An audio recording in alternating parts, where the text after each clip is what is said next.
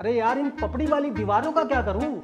हर साल दिवाली पर पेंट कराने के बाद भी ये ले, इस साल कोई आम पेंट नहीं, इंटररेक्स पेंट करवा, जो है 100% वाटरप्रूफ, रखे आपकी दीवारों को हर मौसम में पपड़ी, सीलन और बदबू से सुरक्षित। इंटररेक्स पेंट कराओ, चमचमाती दीवारें सालों साल पाओ।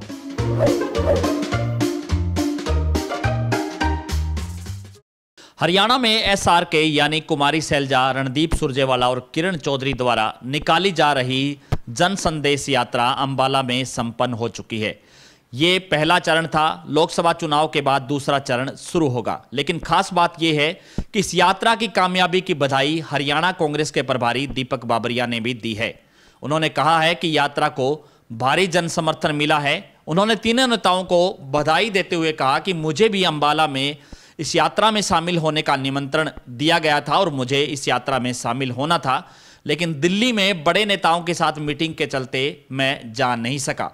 अब हम आपको बता देते हैं कि हरियाणा कांग्रेस के प्रभारी दीपक बाबरिया वो शख्स हैं जिन्होंने एसआरके की इस यात्रा को शुरू होने से एक दिन पहले यानी 16 जनवरी को कहा था कि ये उनका कोई निजी प्रोग्राम हो सकता है।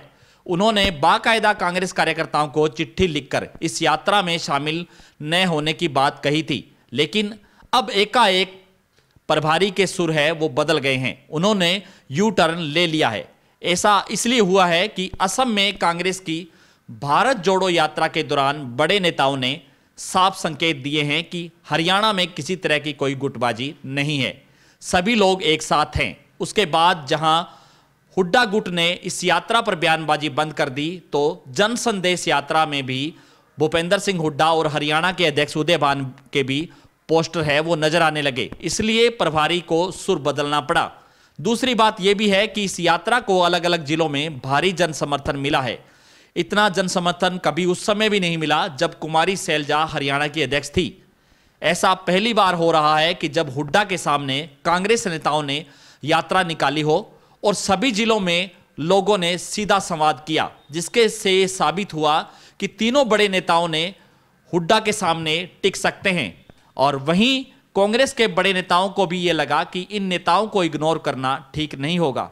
ये एसआरके के लिए किसी भी कामयाबी से कम नहीं है। बता दें कि हरियाणा में जन संदेश यात्रा 17 जनवरी को हिसार से शुरू की गई थी।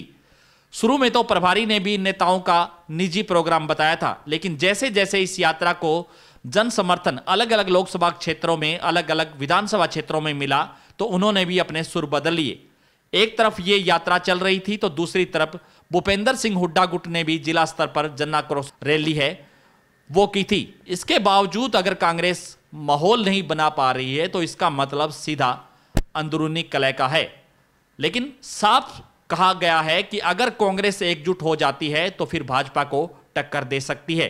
भविष्य में लोकसभा के चुनाव और में कांग्रेस का कैसा प्रदर्शन होगा ये आने वाला समय बताएगा, लेकिन कांग्रेस की ये जन संदेश यात्रा अपनी अमिट छाप जरूर छोड़ के गई है।